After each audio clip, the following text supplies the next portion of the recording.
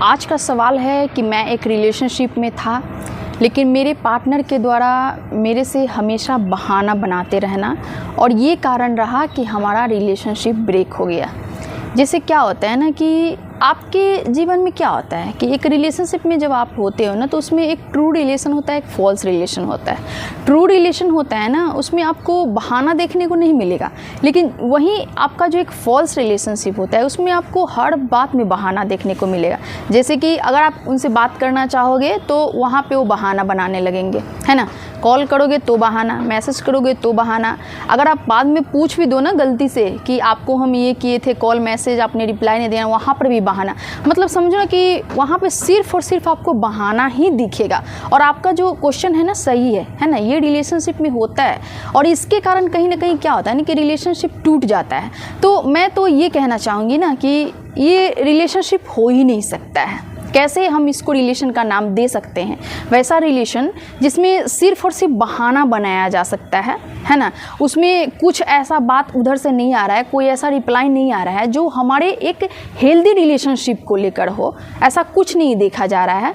तो फिर आप उसको रिलेशनशिप कैसे बोल सकते हो? मैं आपसे ये कहना चाहूँगी, कोई भी इंसान अगर आपको बहाना बना रहा है, चाहे आपसे मिलने का हो, कॉल का हो, मैसेज का हो, या फिर किसी भी प्रकार का वो अगर बहाना बना रहा है ना, तो आप ना उनसे पूछो मत, बल्कि आप समझ जाओ कि अब वो इंसान आप में इंटरेस्टेड नहीं है। वो इंसान अब आपसे दूर होना चाहता है, आपसे बात करना नहीं चाहता है। और यहाँ पे बस एक ही उपाय है कि आप भी ना जैसे वो बहाना बना के अलग हो रहे हैं, ठीक वैसे ही आप अलग होना स्टार्ट कर दो।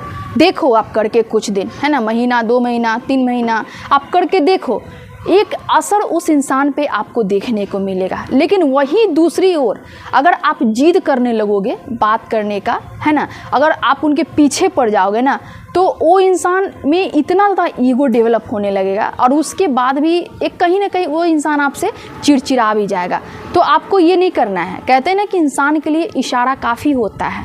आप क्या हो ना कि जैसे वो बहाना बना के अलग हो रहे हैं, वैसे उनसे आप डिस्टेंस लेना स्टार्ट कर दो। लेकिन यही चीज़ें हमारे ह्यूमन नेचर में नहीं होता है ना। क्या हो जाता है, एक जिद हो जाता है वहाँ पे कि नहीं ऐसे कैसे, पहले तो वो इंसान मेरे से इतना अच्छा से बात करता था, अब क्यों नहीं करेगा। और इसके लिए हम क्या करते हैं, हम उनके पीछे पड़ जाते हैं। और ये कहीं ना कहीं सबसे बड़ा गलत चीज़ होता है, ये सबसे बड़ा गलत चीज़ होता है। और इससे हमारा एक अपना खुद का हम डिसरिस्पेक्ट करवाते हैं और वो इंसान जो उतना मायने नहीं रखता था ना, वो अपने आप को बहुत ज़्यादा वैल्यूबल दिखाने लगता है। सो दोस्त, कुछ भी अगर आपके साथ ऐसा हो रहा है ना रिलेशनशिप में, अगर आपके पार्टनर के द्वारा बहाना बनाया जा रहा है, तो आप चीज़ों को ना समझो, है ना, और समझने के साथ जैसे वो अलग हो रहा है वैसे आप अलग होना स्टार्ट कर दो। एक चीज़ याद रखिएगा कि इस दुनिया में वही चीज़ लोग पसंद करता है ना जो उसके पास आसानी से नहीं मिलता है ना। अगर कोई चीज़ आसानी से मिल जाता है ना, तो उसका वैल्यू भी घट जाता है और लोग उसको पसंद भी नहीं करना चाहते हैं।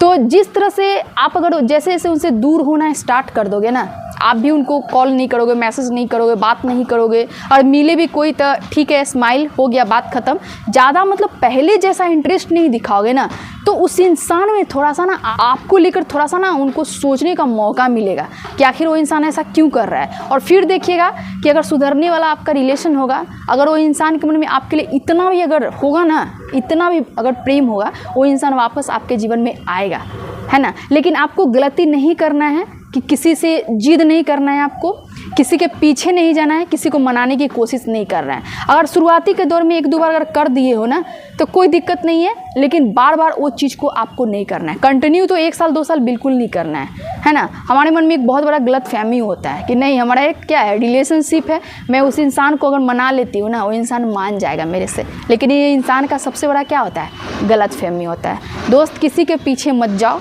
है ना, अपने समय की कीमत को पहचानो। आप जिसको समय दे रहे हो, पहले ये तो देखो कि वो इंसान आपके समय को कितना कदर कर रहा है, आपका कितना कदर कर रहा है, पहले ये भी तो देखो। ऐसा नहीं कि आप अपना एक बहुमूल्य समय निकाल कर उस इंसान से मिलने जा रहे हो और वो इंसान आपकी ना कीमत समझ रहा है, ना आपके समय की कीमत समझ रहा है। तो खुद सोच कर देखो, जो इंसान आपके समय को वैल्यू नहीं दे रहा है, वो आपका कितना वैल्यू दे सकता है।